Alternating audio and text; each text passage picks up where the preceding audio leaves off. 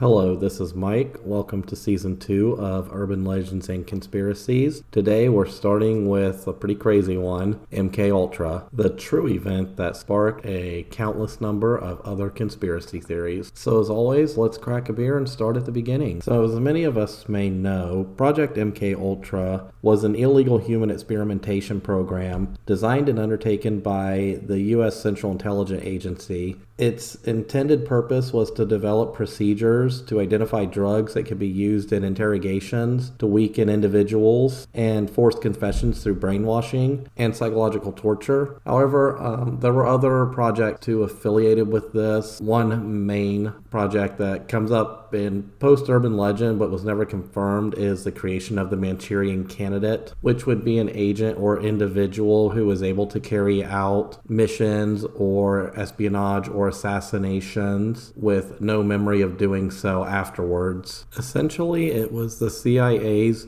mind control and brainwashing program, featuring everybody's favorite hippie drug, LSD. The program ran from 1953 until it was halted in 1973. However, it was a successor of two previous drug-related programs known as Project Bluebird and Project Artichoke. However, all these programs seem to have the same common theme or end goal: manipulation of the mind or memory through the use of drugs, particularly psychoactive drugs. Of course, personally, if I had been around at this time and they had asked me what I would think would be a good way to wipe out your memories from the night before, I would have told them just to get drunk off some tequila and those memories would be erased, and I would have saved them the millions or hundreds of millions of dollars they spent on this damn stupid program. But hey, I don't have a doctorate in chemistry or biology or psychology, so what would I know, right? So while not diving into all the craziness and the deaths and the druggings and the guy who was like watching dudes bang prostitutes while sitting on a toilet sipping a margarita or whatever, let's just get into some basic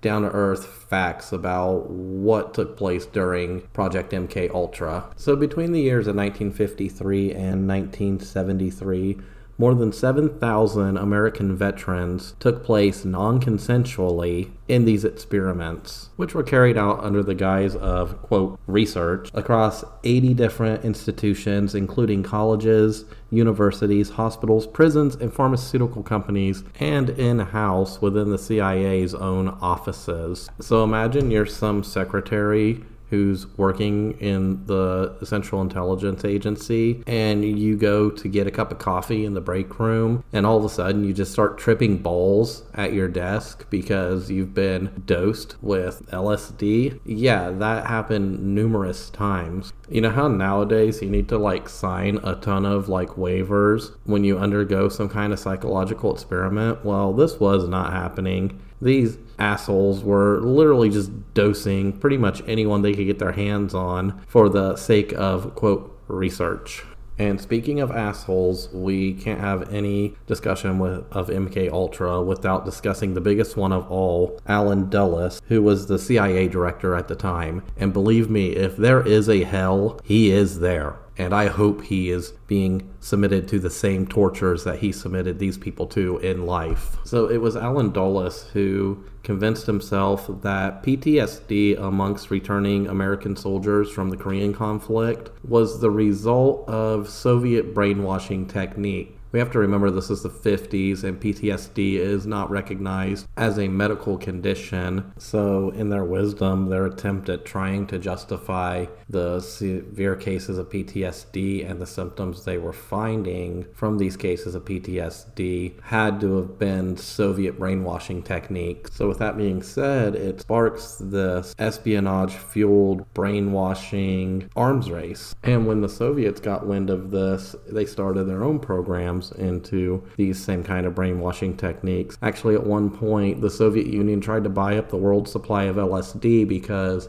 that was the new wonder drug that everybody was experimenting with at the time. It was thought that LSD would unlock the key to this mind control or this brainwashing. However, what we know now about LSD, that's not the case. In actuality, all LSD actually does is make you trip balls for about 12 hours and makes you think that your lamp is talking to you. Of course, MK Ultra wasn't the only program tasked with looking into research into mind control. Many CIA projects looked into this, and actually it was a continuation of the projects and research that was going on in Nazi concentration camps and in Unit 731 of the Japanese Imperial Army, which had the same goals. Of course, their wonder drug at the time was mescaline, which kind of folds back into Operation Paperclip, which we touched on in last season, where we were snatching up Kraut scientists and bringing them over and giving them citizenship and putting them in like NASA and the CIA. We were taking their research and just continuing it. We were also doing the same with Japan as well. The reason why we don't hear about the atrocities of Unit 731, which were just as bad as the atrocities in the Nazi concentration camps, is probably because those were being committed against Chinese citizens under Japanese occupation at the time. It's part of that post-World War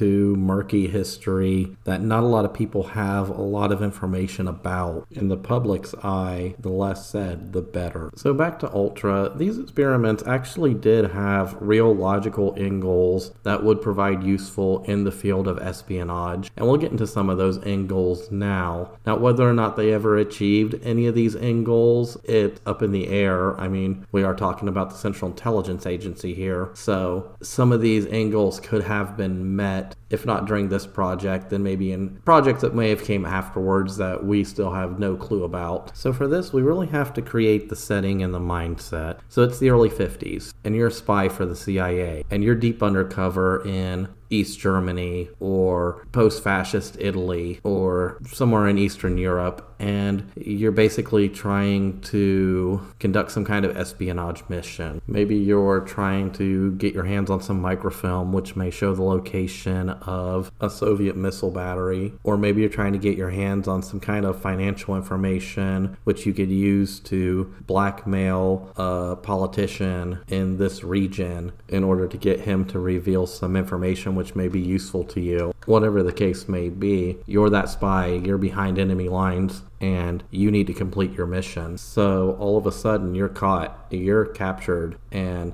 let's just say the Stasi is going to take you in and interrogate you. You know you're going to be subject to beatings, torture, maybe even drugs in order to get the information out of you that they want. So how do you resist that? How do you fight that? Or maybe it's the opposite of that. Maybe one day you captured a Soviet spy going through the desks of some office in the, let's just say, the FBI building. Well, now you have to interrogate this spy. So what tools are you going to use in order to get that interrogation you need and to ensure that they are telling the truth? Well, MK Ultra's ultimate goals were to create and provide agents these tools that they developed in order to accomplish these goals, and others depending on the scenario you're in. So we actually have a 1955 document from MK Ultra which gives an indication of some of the goals that were dedicated to this. One of these goals is to create a substance which would promote illogical thinking and impulsiveness to the point of where the recipient would be discredited in public. So let's just say you have some high-ranking communist official and you slip this substance into his drink and it makes him appear to be an incoherent buffoon. That wouldn't really look good amongst the eyes of their followers. That's kind of the idea of creating this substance, to sow discord among the followers of these people. Or if you had some kind of domestic left-wing agitator amongst our own populace, I'm sure the CIA would have loved to slip something like this into one of Martin Luther King Jr.'s or Malcolm X's drinks to sow discourse in the movements that they were the heads of. Other things they were looking to create were substances which would prevent or counteract the intoxicating effect of alcohol, or materials that would promote the intoxicating effect of alcohol. Really easy for that one, just more alcohol. Or creating materials which would produce the signs and symptoms of a recognized disease in a reversible way, so they might be used for malingering. That's an interesting one. Materials which would render the induction of hypnosis easier or otherwise enhance its usefulness. They were really into hypnosis during MK Ultra. They thought you could hypnotize a person, and they thought that by doing so, they would be truthful and everything. Speaking of which, they were also looking to create various types of truth serums, to which we actually have, to some effect, have created truth serums. However, the successfulness of most of those varies.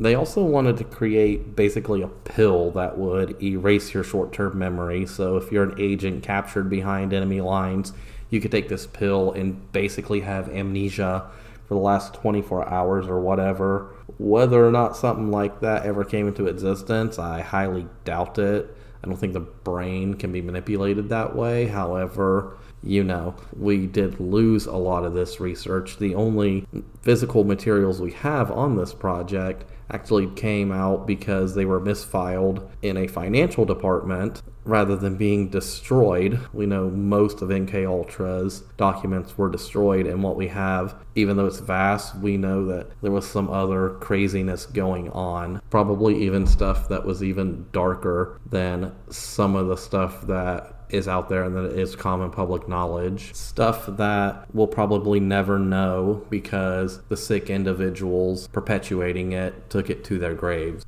That being said, I'm not really going to deep dive into a lot of the horrendous acts that were committed, such as submitting mental patients to LSD, in one case for up to 174 days, or all the sick stuff that Dr. Cameron was doing, trying to perfect and prove his method of psychic driving, which is just brainwashing that subdued normal people who went to his office for minor things, like maybe they were looking for a psychiatrist to listen to them to help with their depression or whatever, and he ended up putting him in an infantile state because he was one sick individual who also deserves to be in hell, which was, all this was actually funded by the CIA as well. I won't really deep dive into much of that. However, I kind of wanted to shift the focus because that's common knowledge towards what the actual real goals and implications of this were. It was to develop substances that can be used in the field for espionage purposes, to discredit prominent members in the Soviet Union. So I guess this is more of a discussion of why the project was created in the first place, as opposed to what atrocities were committed while this project was being researched. I think sometimes we tend to focus more on the horrible things that happened as opposed to trying to figure out or learn why this project existed in the first place. It existed because there was a real fear that the Soviets were working on this type of stuff themselves, and that they would use these interrogation techniques in the field against our agents in order to discern our secret. So naturally, normal concern amongst agents would have been, what happens if I'm interrogated? So yeah, naturally they would love to be able to just take a pill that just wiped out their memory so they could guard those secrets that they were carrying with them, or a substance they could use to discredit a prominent Soviet official, or some kind of substance they could use against a rival spy in order to interrogate them more effectively. Now naturally, this is the infancy of psychology. It's actually even the proto-infancy. A lot of people would say that even today we are just now in the infancy of psychology. So yeah, they were throwing anything at the wall in order to unlock these secrets. Unfortunately, it took a lot of terrible things happening for people to realize that the brain cannot be manipulated so easily, and these experiments did do a lot more damage than good. But that does not mean that we cannot learn from the research that took place. Sometimes we need these dark monsters of history that go down these really unethical paths in order to help perpetuate our science. Sometimes these failed experiments, as horrible as they are, do give us a guide into what not to do when it comes to furthering research in certain fields. And sometimes it does unlock new mysteries. But in the end, all MK Ultra really did was scramble the brains of many good American patriots. And it stands today as a warning about what happens when out-of-touch government bureaucrats get in bed with, let's just be blunt, mad scientists. But let's not end it on such a dark note. Let's remember that For a brief time in the 50s and 60s, the CIA actually funded prostitutes and brothels in San Francisco, in which they would dose their agents with LSD in order to see if they would, I guess, speak a little more freely during sets and during, like a tripping balls event. All while this pervert, Dr. Gottlieb, most of the time sat on a toilet behind two-way glass sipping a martini. Yep, that was government funded. On that note, this is Mike with Urban Legends and Conspiracies. We'll see you in the next episode. Thank you for listening. And if you did enjoy what you heard, let me know. Leave a comment. Reach out to me personally. Whatever. And if you want to help see this show grow, just do me a solid and just tell a friend to listen to this podcast or download it or whatever. And on that note, I thank you, and I'll see you in the next episode.